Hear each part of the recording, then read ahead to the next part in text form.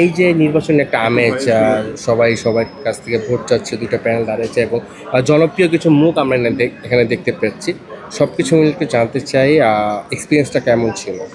ভালো ছিল, সব কিছু মিলে খুব ভালো ছিল। যেহেতু আমি নতুন, সেক্ষেত্রে তো আমার কাছে ভালোই লাগবে।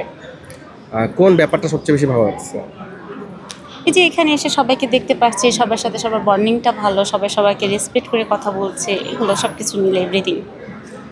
সামনে কি কাজ আসছে জানতে চাই, কাজের বিষয় একটু জানতে মানে চাই। আমার কাজের হ্যাঁ। বিষয়, আমি আঙ্গিনা প্রযোজনার সাথে চুক্তিপত্র হয়েছে, এটা অমানুষের মাংস, সেই মুভিটা করব।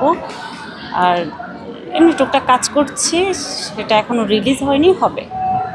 আহ, একটু জানতে চাই যে এই সিনেমা ইন্ডাস্ট্রিতে আসার উদ্দেশ্যটা কি ছিল, বা কার?